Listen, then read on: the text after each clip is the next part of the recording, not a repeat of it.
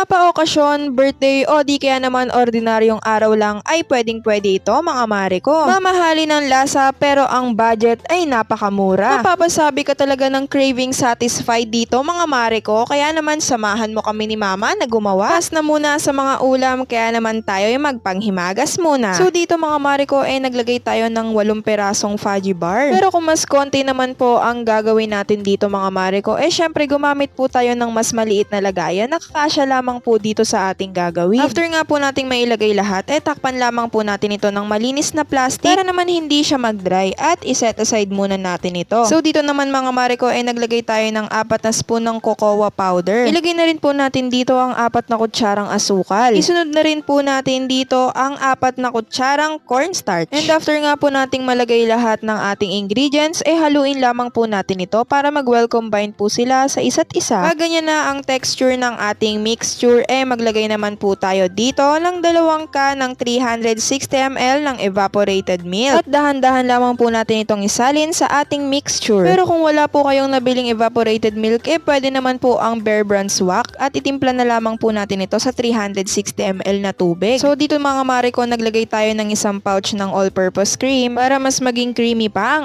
ating ginagawa. After nga po nating malagay ang all-purpose cream, next naman po nating ilagay dito ang half cup ng chocolate chips or Java chips. Kaya talagang damang-dama mo ang pagka-chocolate nito mga mare ko. So i-mix lamang po natin yan hanggang sa mag-well combine na po ang ating mga nilagay na ingredients. After nga po natin itong mahalo, ilagay naman po natin ito sa ating stove sa mahinang apoy lamang mga mare ko. At habang nakasalang po ito, halu-haluin lamang po natin para hindi po siya mamuo. Hanggang sa lumabas na ang kulay ng dark chocolate mga mare ko. At hintay-hintayin lamang po natin hanggang sa lumapot na siya mga mare. Pwede nyo lakasan ang apoy nito mga mare ko para mas madali siyang lumapot, pero kailangan hindi nyo siya iiwanan kagaya ng pag-iwan niya sa'yo. So after nga po maluto ng ating chocolate mixture, balik tayo dito sa ating fudgy bar. Ibuhos nga lang po natin dito ang ating chocolate mixture. Syempre dahan-dahan lang para naman hindi ito matapon mga mare. O diba kitang-kita dito sa ating chocolate mixture na para lang tayong nagtunaw ng chocolate. Naku, bagay na bagay talaga to sa kahit na anong okasyon. At siguradong magugustuhan talaga to ng inyong mga anak o di kaya ng mga pamangkin ninyo. So itaktak lamang po natin yan para po bumaba yung chocolate mixture natin. Okay guys, palamigin muna natin mga 1 oras o kaya overnight.